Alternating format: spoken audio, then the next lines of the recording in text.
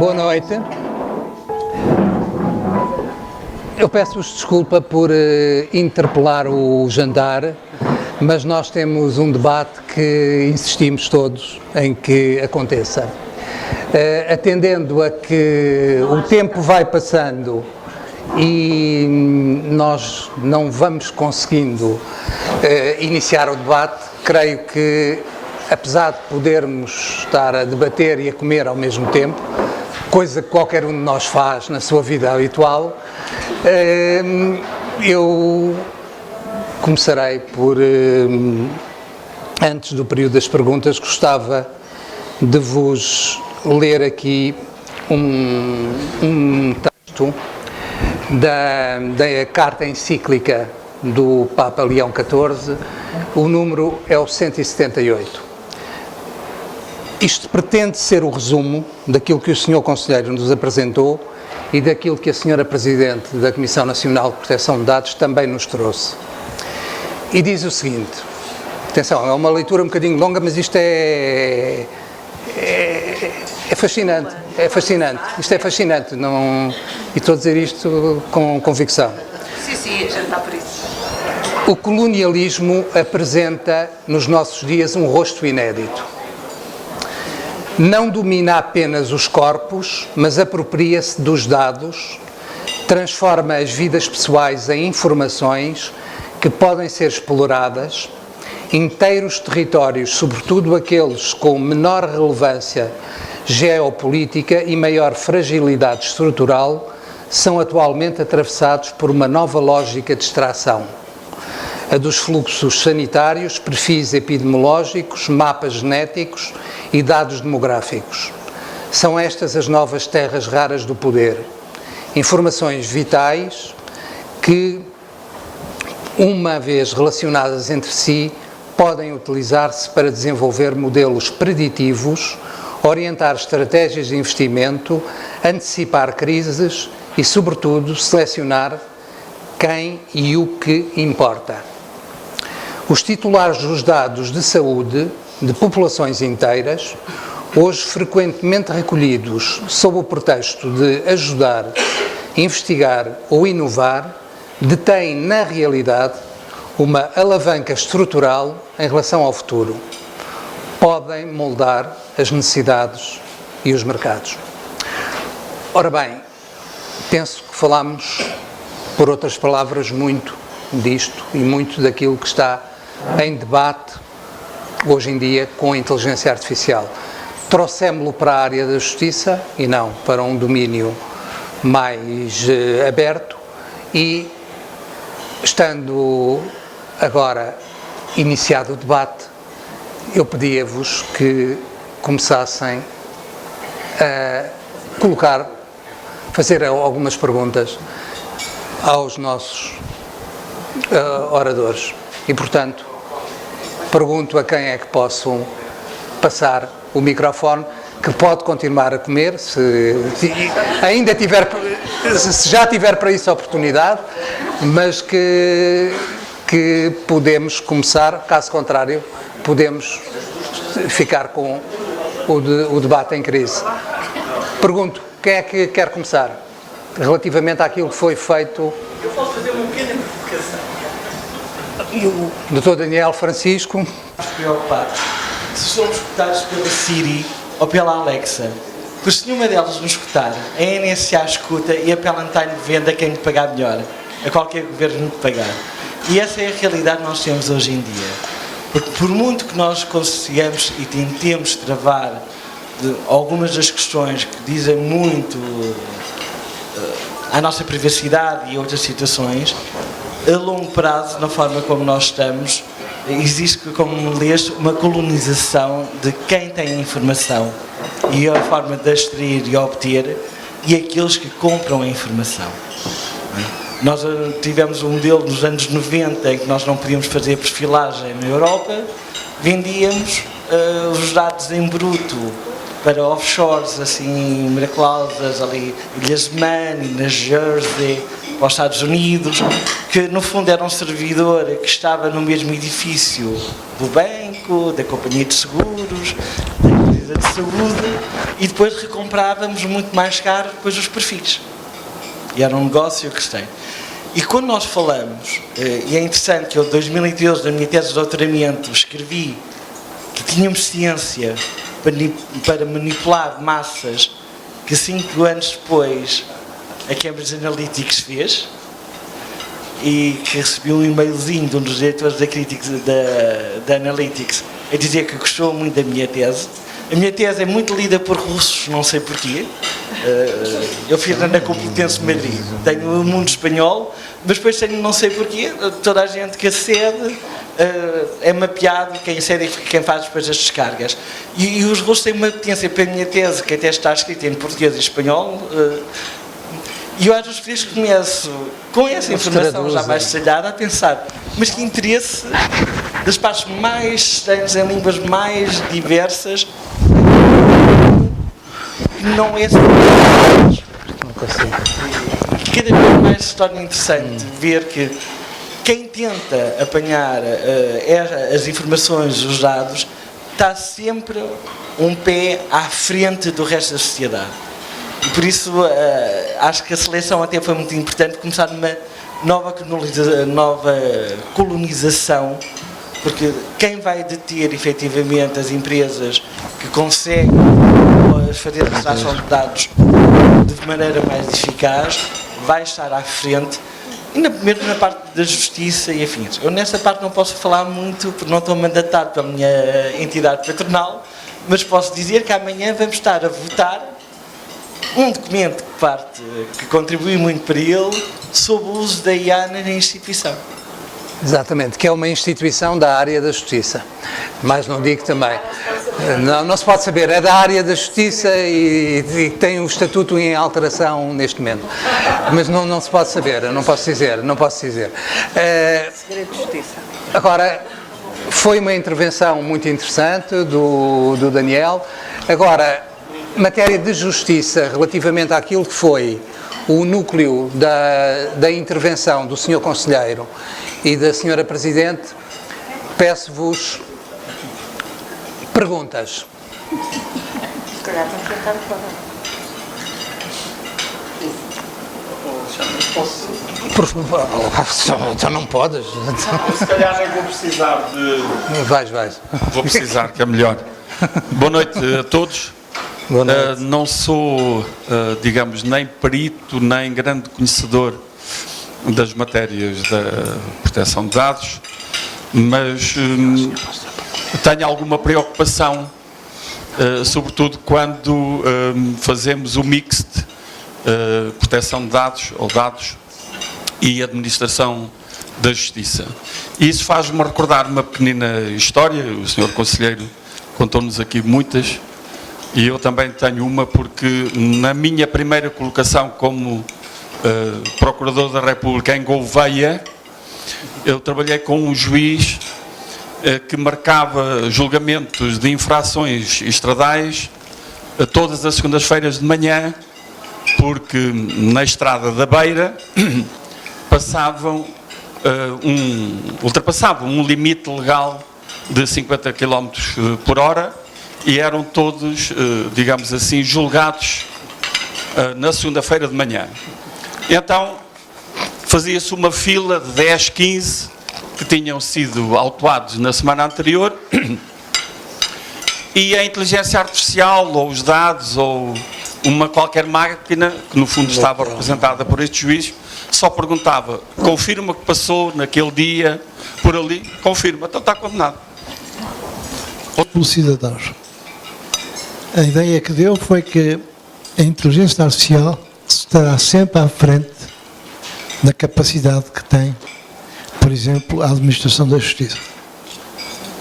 E há um paradigma que está por trás disso que eu gostaria de indicar. O objetivo do Estado não é que haja condenação por todos os crimes. É apenas que os crimes se mantenham a um nível tolerável. Porque se houvesse um sistema tão eficaz como o da inteligência artificial, que apanhasse tudo, estava em causa a liberdade. No dia em que acontece, a inteligência artificial tem um potencial totalitário evidente. Evidente. Portanto, quando se fala nisso, fala-se numa questão que é uma questão que eu diria quase ética e ontológica. Portanto, o Estado tem que se municiar de meios que permitam controlar o essencial. Isto é, controlar o conteúdo essencial do Estado de Direito, da paz, da liberdade. E não ter a ideia que seria totalitária de fazer o resto. Quanto àquilo que disse o Sr. Conselheiro Jorge Costa, aí já é diferente.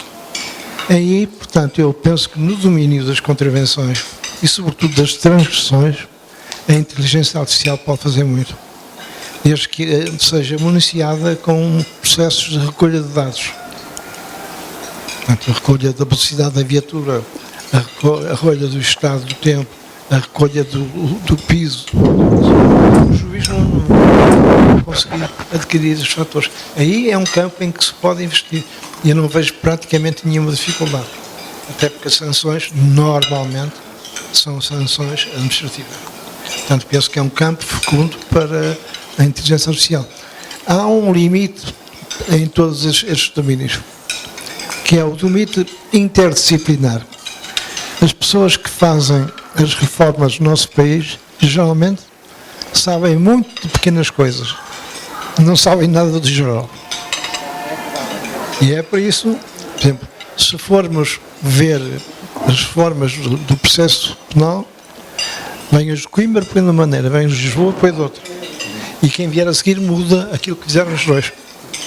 E, portanto, e não agregam pessoas ligadas à antropologia, à sociologia, à psicologia e esses dados que a inteligência artificial pode esclarecer. Com esta reserva, nunca o Estado deve ter a tentação, que seria totalitária, de acabar com o crime. O crime, isto é quase uma máxima religiosa. O crime, se não houver, se fosse controlado todo o crime, acabava a liberdade. Acabava a liberdade. E essa espécie de consideração, que aliás o Papa, na sua encíclica, também leva por diante, porque põe sempre os benefícios, os riscos, o poder total e a necessidade de ponderação. E é por aí. De modo que o que faltam hoje a fazer as reformas são antropólogos, são filósofos e são homens do terreno que conheçam como as coisas correm. Senão teremos, durante muitos anos, que esperar por reformas que alteram o que está para trás. Porque então só falo dos professores, aqui também há professores.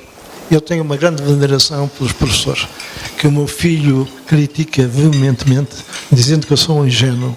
Mas não sou, tenho realmente uma veneração.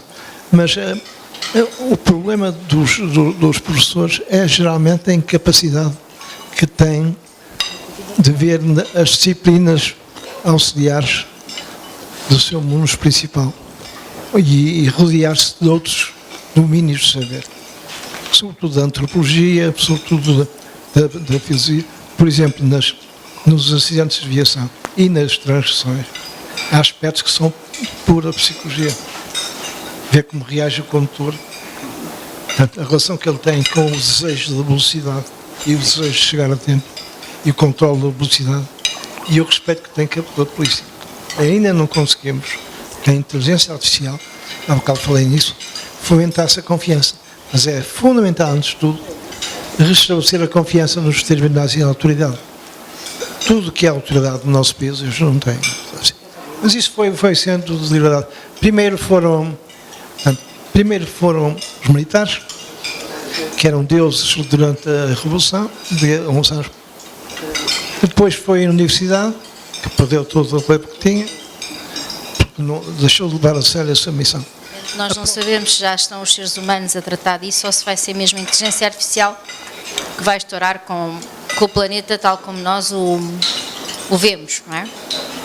Ou pelo menos achamos que vemos, porque já começamos a duvidar. Enfim, podíamos agora entrar numa outra dinâmica.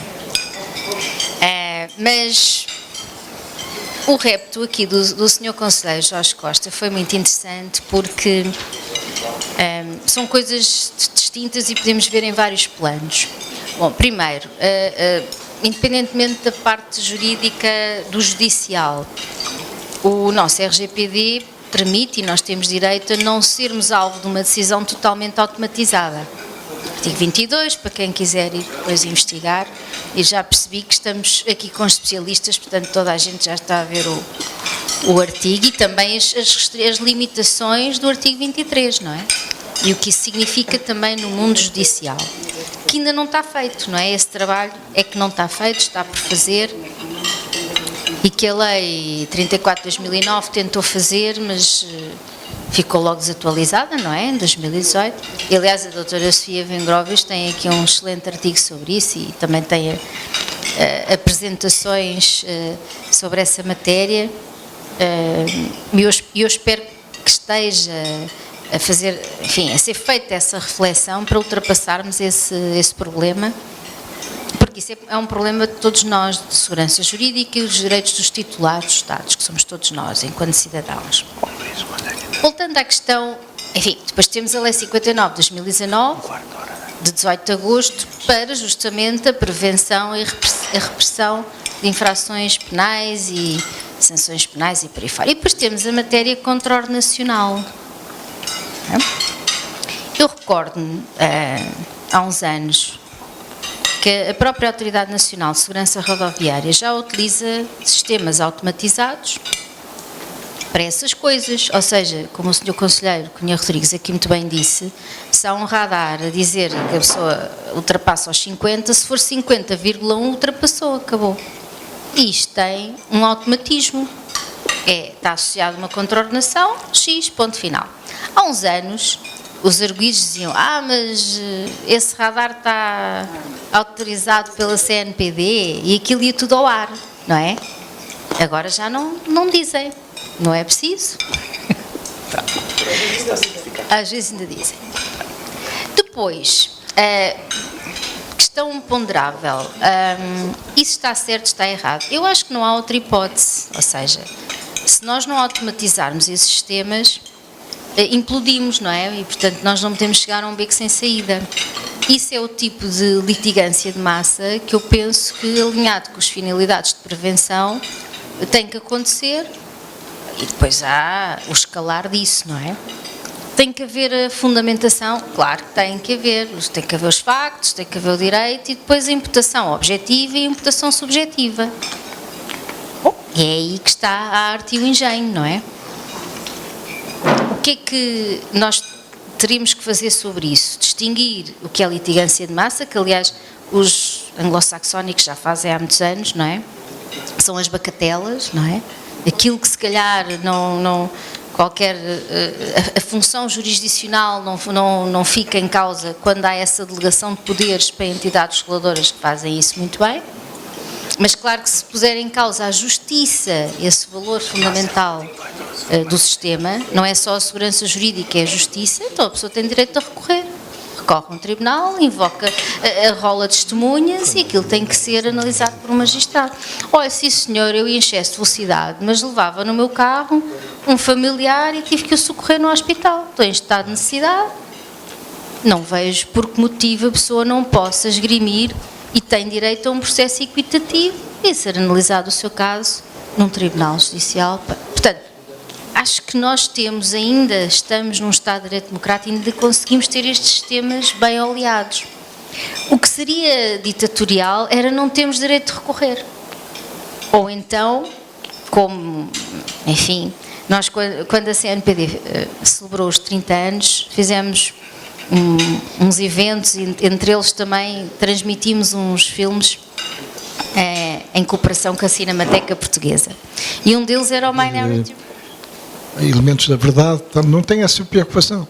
E eu hoje interrogo-me se a nossa ideia, que é muito, diria, escolástica, de apurar a verdade até o fim, e dar ao réu uma pena de expiação, que parece fundada na ideia de pecado, se não é uma construção totalmente fora do seu tempo. Não importa isso. Pá. Esses indivíduos que chegam na segunda-feira e que todos ultrapassaram a velocidade, pá, se confessarem, têm uma pena mais branda. Se não querem confessar, são julgados à parte. Mas metade deles ou mais vão para casa logo. Mas num julgamento que prepararam para nós, em New Bedford, toda a gente era portuguesa. Era o juiz, ou de descendência portuguesa, o juiz, o procurador, o escrivão e o arguido. Pá. O arguido tinha cometido uma infração de trânsito, e o juiz condenou-o uma pena e numa inibição de conduzir e numa inibição de beber. Portanto, e ele requereu o júri, que é uma coisa que eles fazem uma vez no milhão, pá, o júri. E então, portanto, o júri decidiu que todas as penas que lhe aplicaram eram justas e legais, menos a proibição de beber vinho. Pois claro. Isso parece-me sensato. Menos a proibição.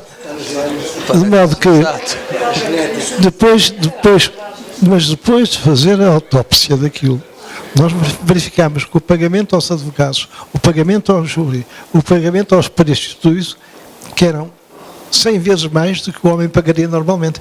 Mas ele tinha essa coisa de honra, beber vinho.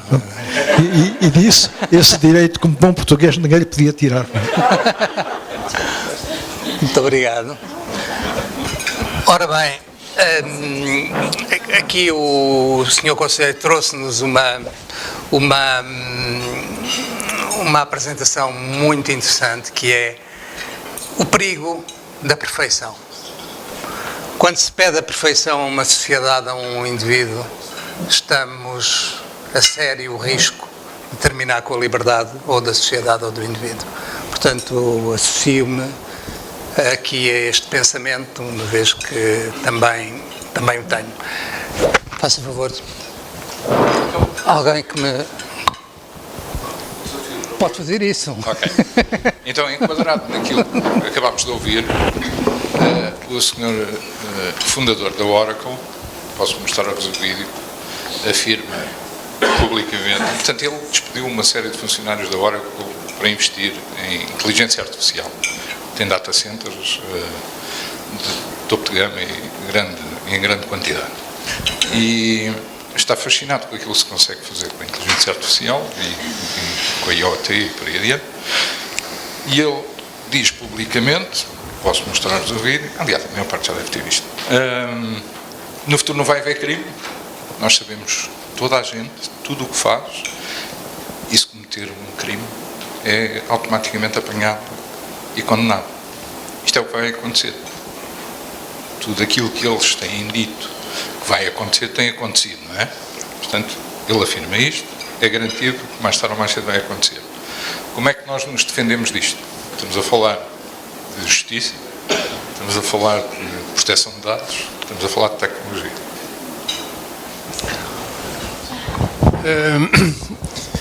Isto era um bocadinho, talvez, mais sobre o processo legislativo, mas acho que se aplica na mesma. Portanto, eu sou informático e uma altura que tinha uns colegas a implementar uma nova legislação e às tantas foram perguntar o que é que aquilo, como é que se resolvia ali uma indefinição. E legalmente não foram capazes de dizer, porque disseram, oh, isso não está bem claro na lei.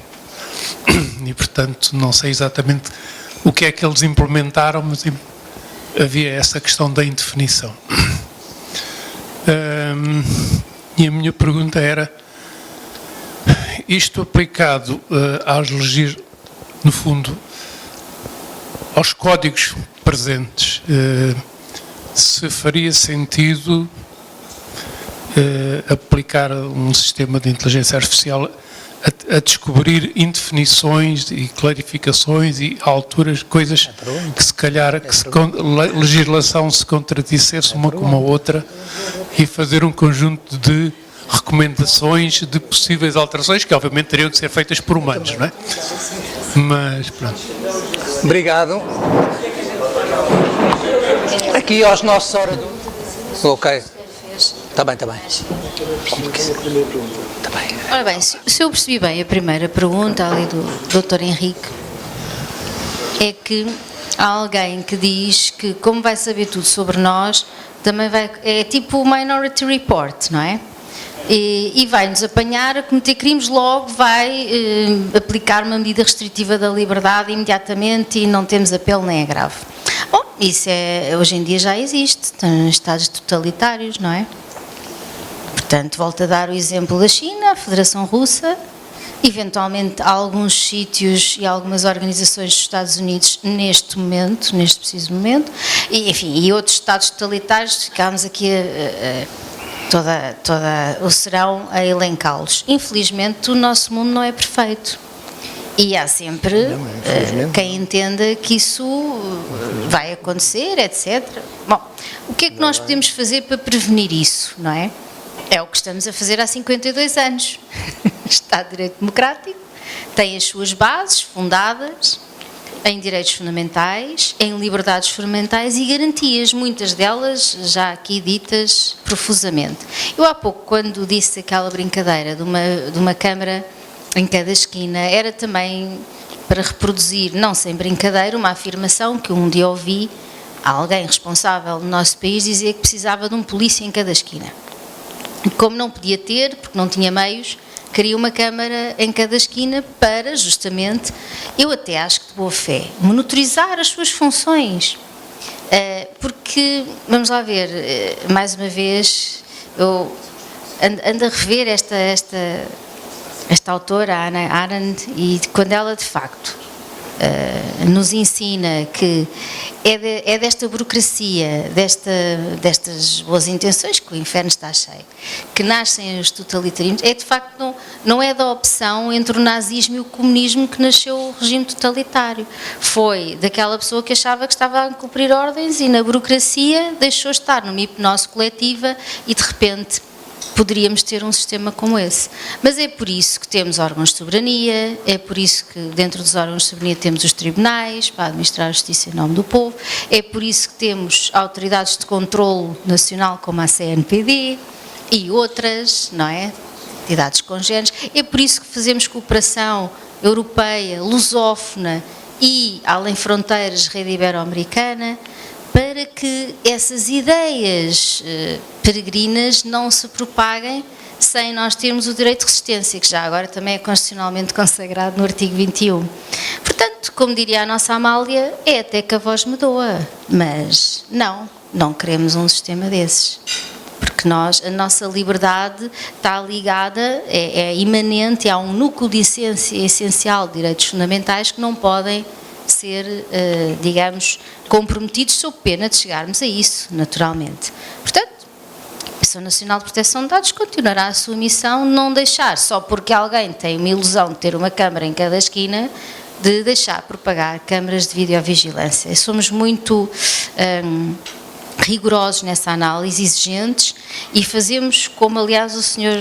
Conselheiro Cunha Rodrigues aqui nos tem ensinado, inspirado no serão de hoje, que temos equipas multidisciplinares a fazer a análise do lado da inovação, do lado jurídico, e é dessa análise que costuma, de facto, resultar uma ideia diferente do que às vezes os proponentes pretendem, não é?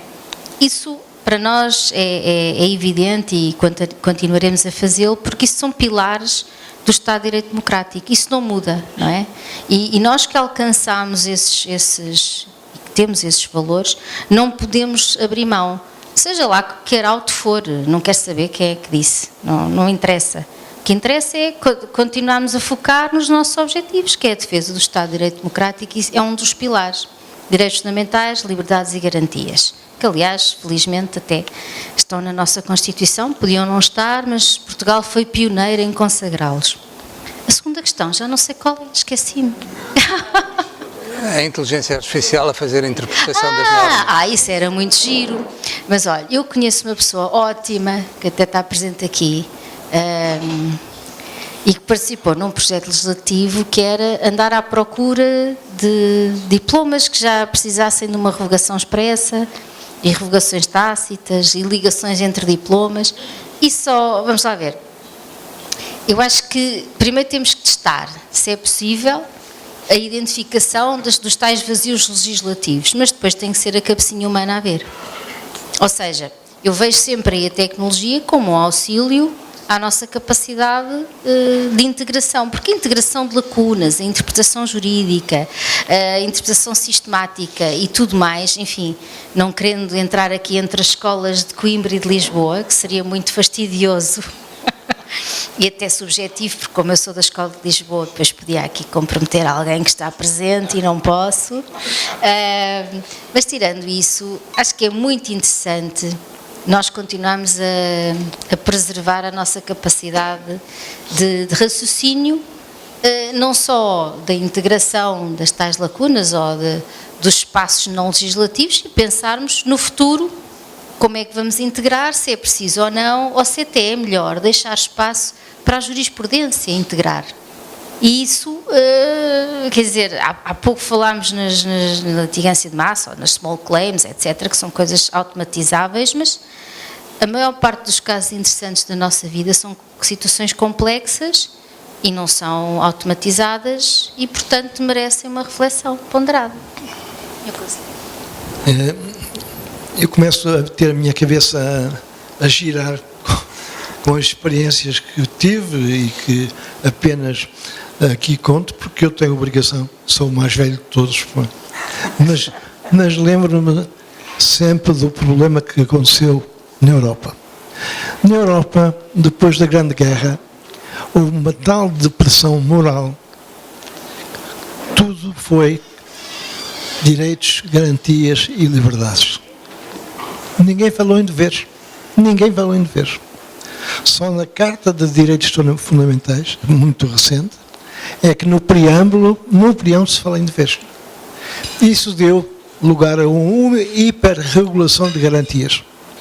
Há garantias para tudo e quando há garantias para tudo, deixa de haver garantias. Não é? Esse é o problema. Eu recordo sempre do problema do mimetismo legislativo. Os países vão copiando uns pelos outros. E aconteceu uma coisa curiosa com o Brasil. Nós tínhamos no século XIX um Código de Processo Civil que nas relações em matéria criminal dizia que os juízes iam fazendo as suas tensões, quando chegasse à maioria estava decidido. Os brasileiros leram isso e pensaram que as tensões não eram escritas, eram orais. Então, no Brasil, nos tribunais de segunda instância, os juízes reúnem-se perante os advogados, com o público, e discutem a questão. E cada um vai formular a sua opinião. Quando os juízes formam a maioria, está decidido. O que permite uma grande manipulação por parte dos advogados, que há advogados excelentes para conhecer os juízes. Portanto, é muito possível fazerem a tática da lisonja, dizerem o seu juiz é excelente, já fez e aconteceu e tal. Mas os advogados que estão aqui presentes sabem como isso é possível. Portanto, e eles dizem sempre, isso é uma herança nossa do Código do século XIX. Temos outra coisa atualmente que são as distribuições. Bom, os grandes tribunais internacionais e o grande Tribunal de Justiça, quem distribui os processos é o Presidente. E o Presidente é independente e é eleito pelos seus pares. Não vejo porque é que não posso ser. Aqui há processos quase de inteligência artificial que ninguém percebe e que vai evoluindo. Houve uma altura em que era a máquina que fazia tudo, mas tinha que estar um procurador e um juiz a assistir e um funcionário. Isto é típico de uma leitura errada do que é a vida, do que é a justiça. O essencial escapa-nos, e por isso há processos que duram 30 anos, eu falo no crime, mas também já houve no meu tempo um processo de inventário em que nos tribunais cíveis celebraram um centenário. Tinha 100 anos já o processo. No inventário às vezes sucede esse processo. Já tinha 100 anos. Bom, e isso é muito típico do nosso país. Portanto, nós tínhamos que relativizar um pouco as coisas. Dar importância ao que é importante, é evidente. Há direitos que são inalienáveis, mas ir às pequenas coisas. converter isso em dogmas, fazer coisas que não têm qualquer sentido. É própria a Convenção de Direitos Europeia de Direitos do Homem, baseia-se um pouco na Declaração Universal, mas todas essas convenções têm um fundo revolucionário. Primeiro revolucionário e depois um fundo da Segunda Grande Guerra. Estávamos tão deprimidos que queríamos direitos. E continuou sempre direitos isso tudo. E hoje ninguém pode mexer em nada porque está na Convenção, ninguém pode mexer em nada porque está no Pacto de Direitos Civis e Políticos, ninguém pode sempre mexer em nada porque está na Declaração Universal de Direitos do Homem, e não há, da parte dos políticos, nem cultura, nem poder, nem vontade de alterar as coisas. Cada vez que haja uma reforma, vai haver mais garantias e mais fugas às garantias, porque é a única maneira de controlar o sistema. Eu não sou a ser pessimista, não sou. Muito obrigado. Ora bem, mais perguntas? Posso lançar uma provocação, tendendo aqui ao título, Inteligência Artificial. Sr. Procurador, imagine este cenário. Tal como temos agora os julgados de paz, imagine que amanhã vamos ter os tribunais digitais. E digitais não é na questão processual, é na questão que em vez de termos um juiz, temos um algoritmo a decidir, com algumas vantagens, a começar pelas taxas da justiça, que serão mais baratas. O mesmo mecanismo serão, porque é tudo digital, portanto, e é a forma das pessoas aderirem. Por isso é que as pessoas vão aos julgados de paz, porque é mais barato, não é por nada. Portanto, imagine, o Governo lança isso e depois dá-nos, digamos, essa cenoura, que é muito mais barato. Os cidadãos, portanto, as partes litigantes vão lá, tal como num julgado de paz, e a decisão é de um algoritmo. Penso que todos tínhamos a ganhar, estou aqui agora a fazer o cenário, tinham a ganhar, era uma justiça mais célere, muito mais rápida, e também, se houvesse alguma questão, lá tínhamos também o direito ao recurso. Isso para o Sr. Procurador, para a Sra. Doutora Paula, é, relativamente agora a este cenário, o que é que aconteceria, por exemplo, a toda a parte dos dados pessoais que estariam envolvidos neste processo? Era só isso. Obrigado. Obrigado.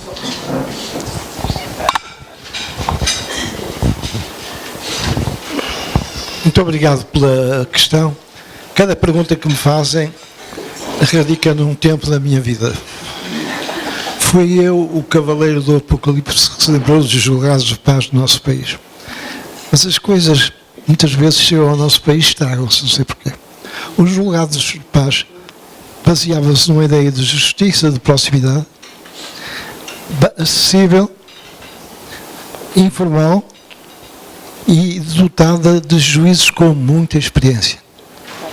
Não era uma justiça de segunda categoria, não foi? Portanto, logo que apanharam pulso livre, os sucessivos governos foram transformando os julgados de paz numa jurisdição menor, que julga nos mesmos termos. A ideia dos julgados de paz era darem uma maior amplitude à ideia da equidade.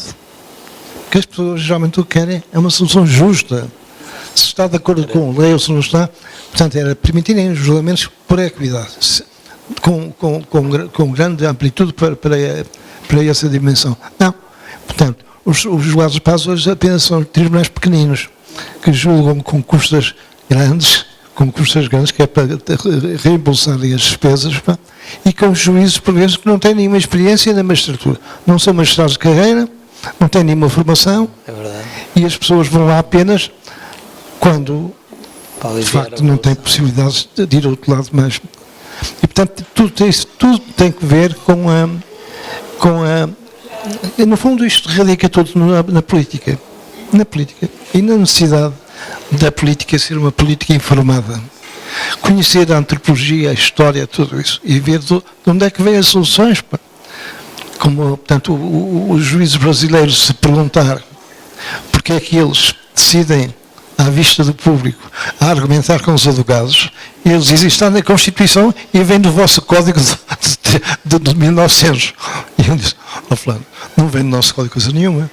As chamadas extensões eram escritas no processo, não era oral. Mas é assim que estamos. O nosso mundo é complexo. Salva-nos agora a inteligência artificial, antes que nós demos cabo dela também. Pô.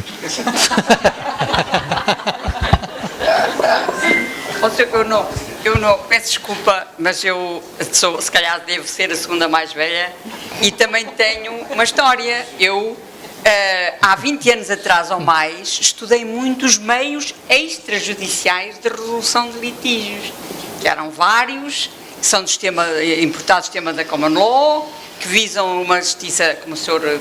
Procurador-Geral, para mim será sempre Procurador-Geral, não é um mero Procurador, definiu agora, só que eu acho que Portugal é muito formal, nós temos uma cultura muito formal, queremos ir a um tribunal, tudo o que não seja uma justiça ditada por um tribunal com um juiz, eu acho que não dá. Eu desisti dos meios extrajudiciais de litígio, porque eu às vezes ia fazer conferências, a conciliação, a mediação, que até podia ser ter a participação dos advogados. As pessoas não aderem, acho que aderem aos julgados de paz pelas razões que agora o Sr. Procurador-Geral enunciou. E, portanto, o que eu acho é que nós precisávamos de trabalhar esta cultura que nós temos, porque acho que os tribunais têm excesso de processos, excesso. E não sei se é a inteligência artificial que vai resolver isso, mas eu lembro de uma frase célebre, dita há alguns 20 anos ou mais, o Sr. Procurador-Geral em Coimbra, em que disse que a justiça, o acesso à justiça, é um bem escasso. Nunca mais me esqueci disso. Mas quem é que sabe isso? É um bem escasso. Portanto, só para os litígios que tenham dignidade para tal, em qualquer área, é que deviam chegar a tribunal. Mas nós temos tribunais cheios de pequenas bagatelas, não é? Nós temos exemplo disso, faláramos há bocado que podíamos utilizar e simplificar para as pequenas bagatelas. Mas as pequenas bagatelas são decididas com base num processo que é de contornações, que é complexo e que é aplicável não só às contornações estradais, como aos ilícitos financeiros, que são milhares de euros. Como é que pode um juiz de Santarém decidir questões económicas de elevado preço, elevado valor e questões financeiras ao lado de contornações estradais? Porque nós complicamos as contornações. Somos só nós e a Alemanha, acho eu, ou a Itália, que tem contornações, mas ninguém tem isto. Somos nós e a Alemanha. Nós e a Alemanha. O senhor, como Procurador-Geral, não acha que temos que simplificar isto? E mudar esta cultura, não é só política, é também cultura geral. Pois, eu não me recordo de ter dito isso, mas é muito possível. Não sei. Bom, os tribunais são incapazes de ser a ideia que eu tenho, mas eu corresponde à minha ideia. A justiça é um bem escasso, porque necessita de tantos mecanismos e de tantas estruturas e de tantas pessoas, e portanto deve haver uma consciência individual que o acesso à justiça tem limites. Agora, nós temos um sistema jurídico, foi criado pelos nossos maiores. Eu venero os meus professores que dizem duas coisas. Princípio da plenitude do sistema jurídico. Quer dizer, o sistema jurídico tem resposta para todas as questões. E o princípio de que a cada direito corresponde a uma ação. Aqui há um processo para cada questão. O que torna isto uma espécie de dogma. Quer dizer, cada pessoa tem uma resposta na lei e tem uma resposta. E eu pergunto uma coisa. Se alguém neste momento quisesse pôr uma ação declarativa a perguntar ao Tribunal se Deus existia ou não, eu quero ver qual era a resposta que o Tribunal dava. Porque temos o sistema da plenitude, o sistema jurídico, e temos o direito processual da pessoa. Há uma resposta. É que a questão não é jurídica, mas para a dar, os juízes tinham que aceitar dar a mesma resposta em todos os casos. Há questões que não são jurídicas. Exatamente. E estão nos tribunais. Alexandre, como moderador, é porque gostava de fazer aqui a ligação relativamente à questão que foi colocada e que é muito interessante sobre o algoritmo eventualmente a julgar e depois associado aos julgados de paz, pelo qual eu também nutro uma estima muito grande, até porque também tive alguma responsabilidade nisso. Eu não sou capaz de antecipar que um algoritmo seja capaz de aplicar princípios de equidade. Não consigo antecipar. E também não consigo antecipar que seja capaz de fazer uma conciliação entre duas partes. Colocar um algoritmo, uma máquina, entre duas partes com interesses contraditórios, ouvi-los e depois conseguir conciliá-los. Acho que isso só o humano é que consegue fazer isso. E no julgado de paz, exatamente a matriz, como aliás estávamos a falar, é exatamente a de, por um lado, o juiz, que também, se recuarmos ao século XIX, se não me engano, a ideia até era ainda mais radical no bom sentido, porque o juiz de paz era alguém da comunidade, chegou a ser o professor primário, a fazer exatamente esse papel com o conhecimento da realidade dos vizinhos. Portanto, um princípio é o princípio da equidade, sempre para tentar conciliar as partes para chegar a um acordo.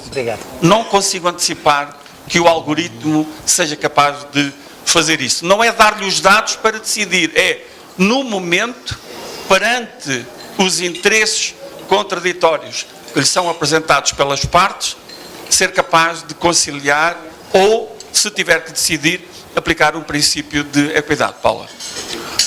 É para responder àquela pergunta que... Obrigada. Este direito ao contraditório é uma coisa magnífica. Mantém-se tudo. Mas foi bom este debate aqui.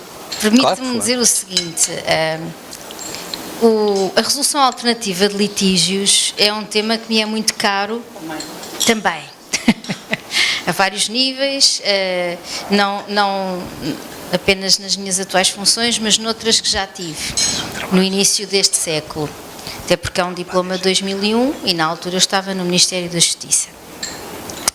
Dito isto, há sempre entropias na justiça de proximidade, é curioso, porque isso estende-se não só, como aliás a doutora Fernanda Maçãs aqui nos disse, a professora doutora Fernanda Maçãs disse uma coisa gira, conciliação, mediação, não é? Eu acrescento arbitragem, acrescento, portanto, e curiosamente, por exemplo, quando fizemos a judicialização da ação executiva, também era outro dogma que tinha que estar nos tribunais, etc. Quando hoje é uma reforma de sucesso e nós sabemos que era absolutamente fundamental termos um profissional liberal a tratar da área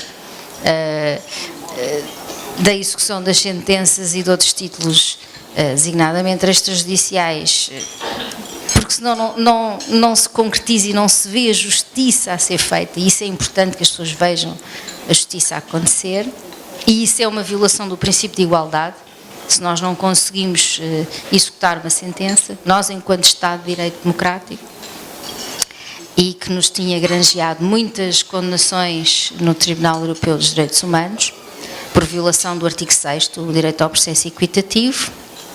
Mas, dito isto, é muito difícil, também concebo muito difícil, que um algoritmo, por muito treinado que seja, consiga fazer o seguinte, não é bem dirimir o litígio, porque eu acho que com o treino eles conseguem dirimir o litígio, é conseguir a justa composição do litígio. Isso é que eu acho que é difícil. Ou seja, a justiça ainda é a panágio do ser humano. Porque fazer qualquer composição de litígio se calhar conseguiriam, mas a justa composição do litígio somos nós. Nós, seres humanos, com todas as outras qualidades. Mas era importante, se calhar, investir-se mais nessas áreas, e como a cultura é o mais difícil de mudar no ser humano, porque nós somos, enfim, nós somos animais de hábitos e é muito difícil mudarmos hábitos, a não ser com muita disciplina, não é? E era importante, se calhar, mudarmos isso. Mas apesar de os relatórios que vi na altura, até na Faculdade de Direito de Lisboa, teve quase sempre uma ideia de haver muito sucesso nos julgados de paz. Obrigado. Ora bem, RGPD ou proteção de dados e também justiça. E doutora Sofia Vingorovich, grande especialista nestes temas.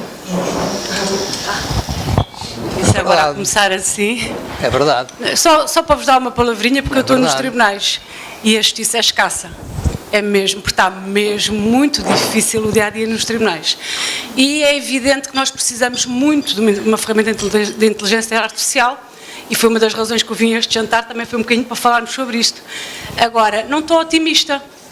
A grande preocupação a nível da proteção de dados, e está isso quando agora o conselheiro falou da questão de ser sancionado o juiz pelo uso, não é pelo uso da ferramenta, é a forma e a ferramenta que é usada. Portanto, e o que nós temos andado a discutir, e discutimos até ao sair do CSM, é qual a ferramenta.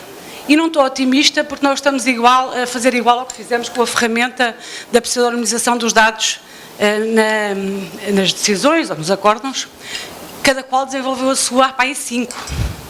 E agora para a inteligência artificial estamos na mesma. Nós não falamos uns com os outros. Ninguém vai ao tribunal falar com quem vai usar a ferramenta. Continuamos a deixar isto nas mãos do ICFES e eu acho que se calhar a CNPD talvez nos tribunais não é suposto, mas no ICFES acho que se calhar podem ver o que é que estão a fazer. Porque qual é a minha preocupação? Eu sei por experiência própria, sei porque leio as decisões. Ainda agora tive o infortúnio de dar uma aula sobre jurisprudência nacional em matéria de proteção de dados. Foi um martírio. Sofri, vergonha alheia, enfim, vi coisas que não gostava de ter visto. E vi também, claramente, que muitos daqueles resumos estão feitos com os Copilot, ChatGPT, etc., com erros que, quem sabe, veria pelo sumário que está mal. Não vou recriminar, porque nós estamos completamente... A fábrica em que se tornaram os tribunais está nos juízes centrais, está nos tribunais de recurso, ou seja, a nossa jurisprudência, a qualidade onde fica, está em causa. E é evidente que a ferramenta de inteligência artificial era crucial para fazer o trabalho material, para nos tirar tempo, porque nós podemos estudar. Os juízes precisam de tempo para estudar. Mas eu já disse várias vezes, para além de esta ferramenta ter um circuito fechado, ser alimentada com dados fidedignos, que desse-me alguma cautela relativamente aos dados dos processos que estão a ser postos, que pronto, agora nas recomendações do CSM está lá a dizer que o juiz não o pode fazer.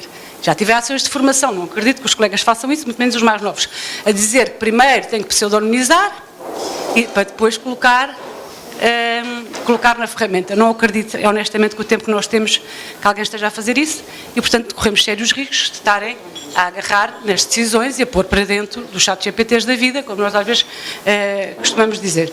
Portanto, a minha grande preocupação é, mais uma vez, se calhar também vamos perder esta oportunidade, se calhar até também damos cabo desta inteligência, porque não falamos, porque não está nada centralizado, porque a coisa não está pensada antes de ser implementada.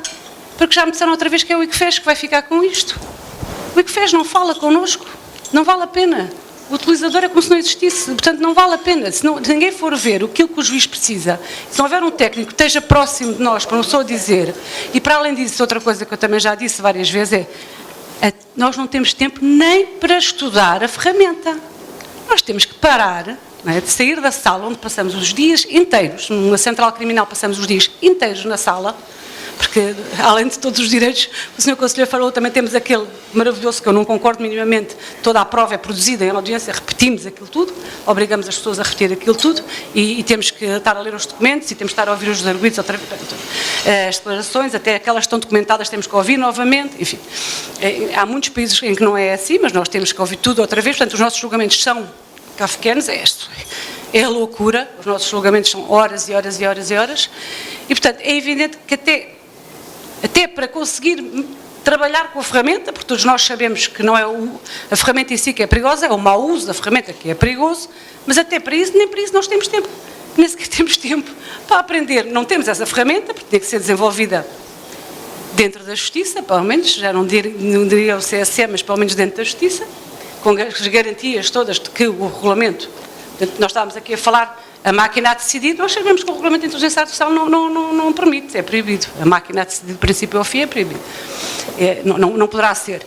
A minha preocupação, já várias vezes tenho falado, é que obviamente nós já sabemos e choca qualquer cidadão, quer que seja decidido pela máquina, não quero. Mas a máquina entra de outras formas.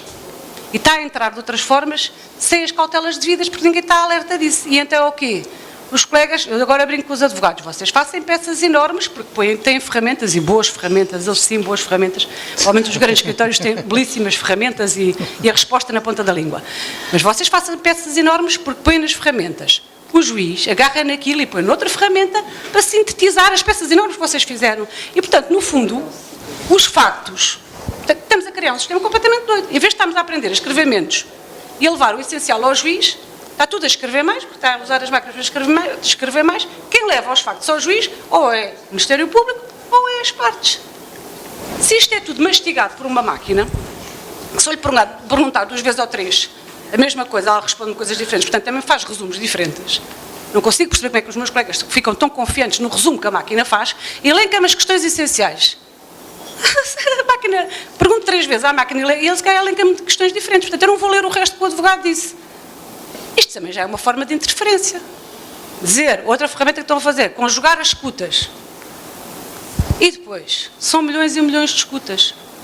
E se houve ali um cardeal no meio? Quem é que vai ver o cardeal? Não vamos ver o cardeal, não é possível.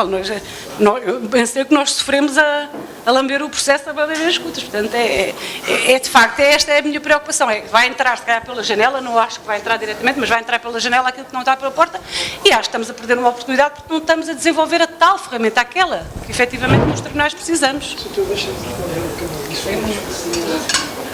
Muitíssimo obrigado. Fez há bocado a doutora Cristina, eu escrevi no livro que é preciso respeitar o tempo de respiração do juiz.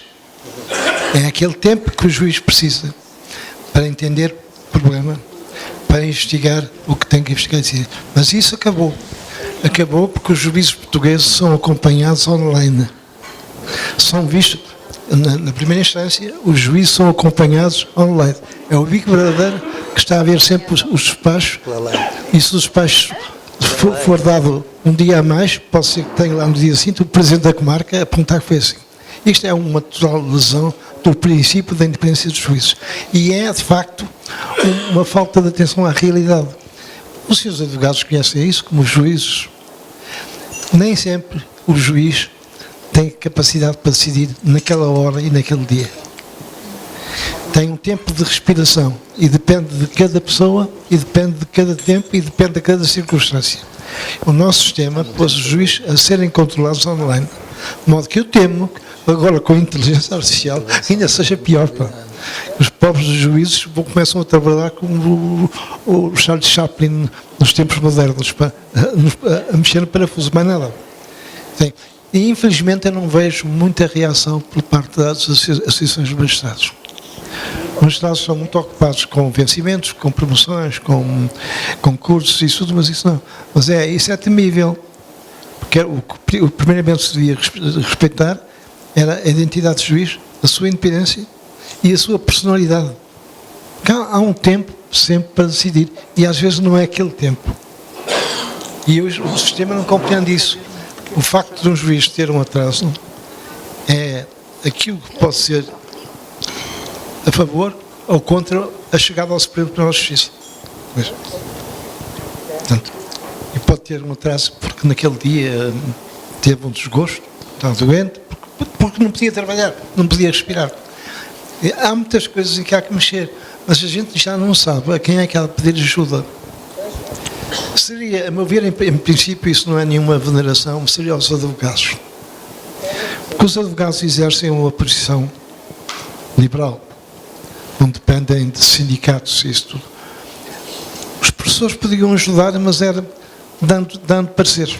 Os professores, a gente pode confiar quando dão pareceres e depois faz o que pode fazer, porque tem também a sua idiocracia e é por isso que as coisas não estão bem. Por falar em parecer, vou dar uma ideia. Podem sempre pedir um parecer de controle prévio nos termos do artigo 36 do RGPD à Comissão Nacional de Proteção de Dados.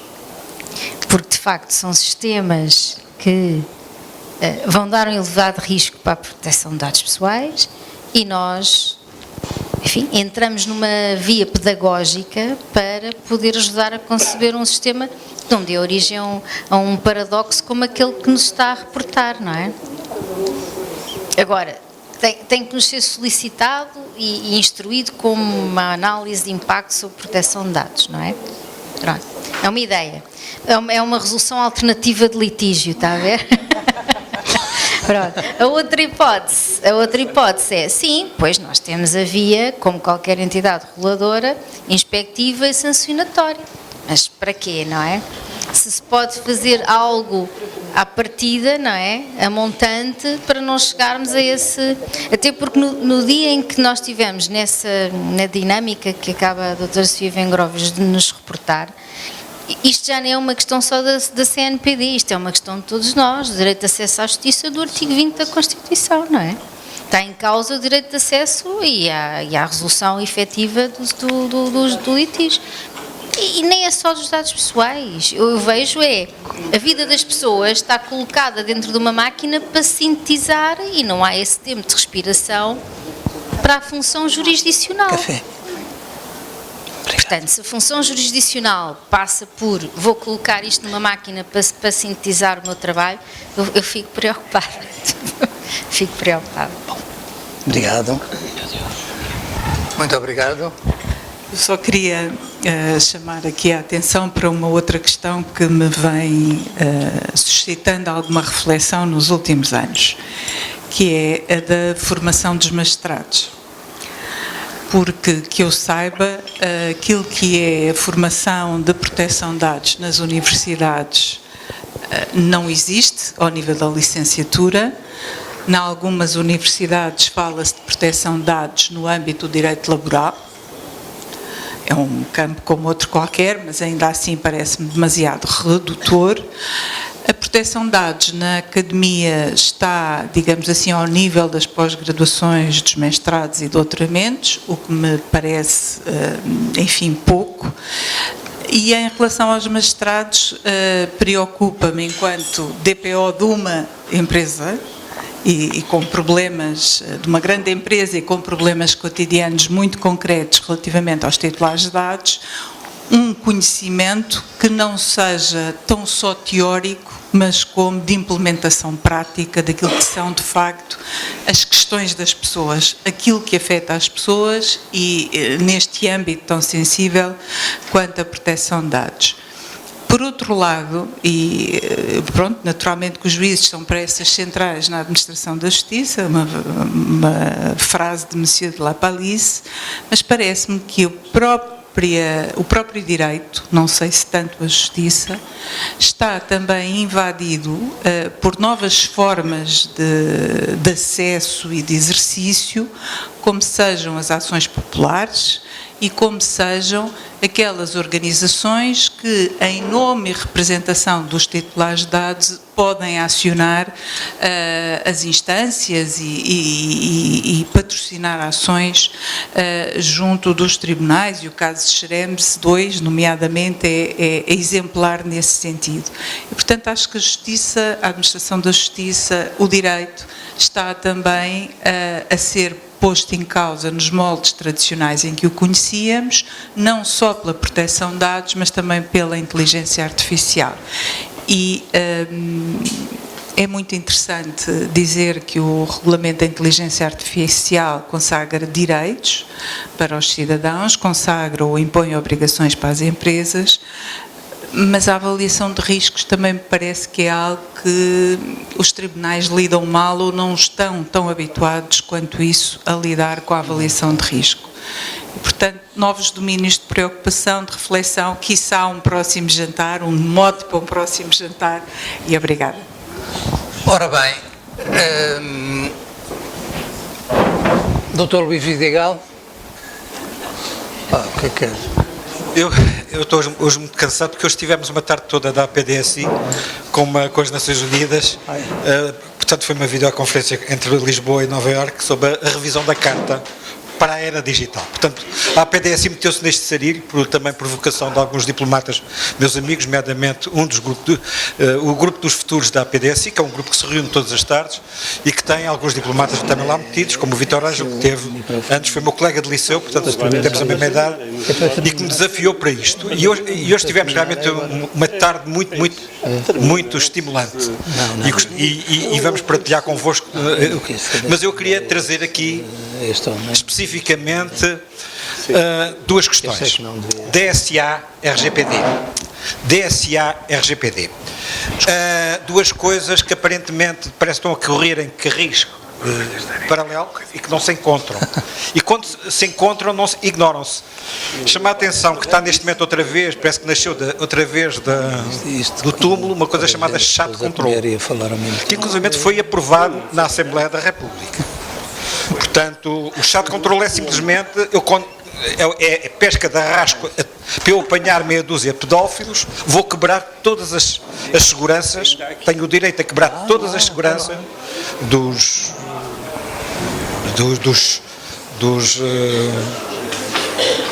WhatsApps, dos Signals, de tudo e mais alguma coisa, e para eu, digamos, apanhar, porque não encontramos.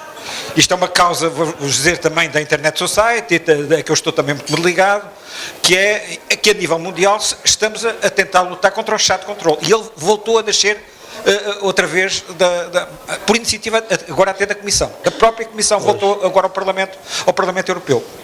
Pronto, isto é uma questão, a pergunta que é como é que o RGP, como é que a CNPD está a olhar para o chat control. Ainda por cima, outra questão, aqui agora mais deste país democrático que somos nós.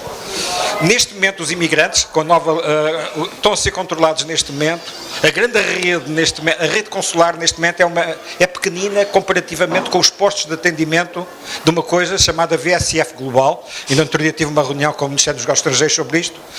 Há um problema de delegação, ninguém falou aqui em delegação, porque neste momento as pessoas estão a delegar na inteligência artificial tarefas dos agentes. Neste momento a reforma do Estado só se fala em agêntica, não se fala em mais nada. Portanto, mas no caso do Ministério dos Negócios Estrangeiros, neste momento quem autoriza a entrada, quem recolhe toda a documentação pessoal, biométrica inclusivamente, está a ser neste momento a VSF Global, uma empresa da Blackstone, que é paralela à BlackRock. Neste momento, que é a maior captura de dados pessoais do mundo. Ainda há pouco tempo houve um escândalo no Paquistão, que esses dados começaram a ser vendidos com os dados de um país. O nosso Ministério dos Negócios Estrangeiros, isto não foi nada escrutinado e ninguém percebeu porque é que isto aconteceu, delegou, por exemplo, no Brasil há mais postos de atendimento da VSF Global do que postos consulares. Em Angola a mesma coisa. E atenção, eu tive no outro dia uma reunião com o Conselho das Comunidades, o Ministério dos Negócios Estrangeiros, e eu disse que por vários trabalhos que eu fiz fora do país, nomeadamente em Angola, onde eu vi a emissão de certidões de nascimento falsas, vendidas nas ruas de Luanda e que são metidas depois na VSF Global e lavadinhas. Até o representante da África no Conselho das Comunidades até me repetiu e disse bem lavados e bem lavadinhos. Portanto, isto está-se a passar no Estado de Direito Democrático que é Portugal, não é? Portanto, e eu não sei, também gostava de saber se a CNPD o que é que está a fazer com o VSF Global. E os consulados. Desculpa, eu incomodá-la sobre isto. Não. Ora bem, isto terá que ficar para a tua próxima intervenção e poderás desenvolver abundantemente sobre a votação de hoje e sobre o que se passa, e eu passaria a palavra ao Dr. Luís Neto Galvão para encerrar esta nossa iniciativa e agradecer, obviamente, a presença de todos e, obviamente, em especial a dos nossos oradores e convidados. Não vos vou massacrar. Resta-me só, em nome da APDSI, agradecer penhoradamente ao conselheiro Cunha Rodrigues e à doutora Paula Meira Lourenço, à professora Paula Meira Lourenço, a paciência de terem estado connosco, o interessante que foi, não apenas as suas intervenções, mas terem ficado para debater, para ouvir, é importantíssimo. Continuem a acompanhar as iniciativas da APDSI. Este ano já tivemos 2 webinars sobre o Omnibus Digital, que é um termo fantástico, mas basicamente a suposta simplificação, neste caso do RGPD, 2 webinars, tivemos agora o jantar do RGPD, que já é uma tradição de muitos anos. Continuem a acompanhar as atividades da APDSI. Sim, mas isso não é dados pessoais. Mas diz 2, redes também, falámos de redes, o regulamento das redes digitais também, imensa coisa. Não, Com certeza. Isso, a PDSI é incansável. E, sobretudo, a sua Presidente que com um sorriso nos põe incumbências múltiplas. Portanto, muito obrigado por terem vindo. Até ao próximo ano, mas vão acompanhando ao longo do ano o resto das atividades da APDSI, sobretudo em matéria de dados pessoais. Obrigado e boa noite.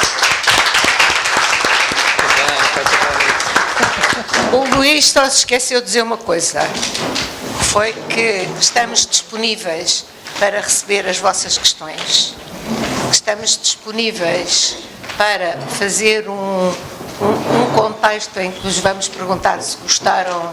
Podem dizer mal da comida, que eu também acho que foi horrorosa, mas até me ajudam depois aqui do controle de qualidade aqui com o restaurante.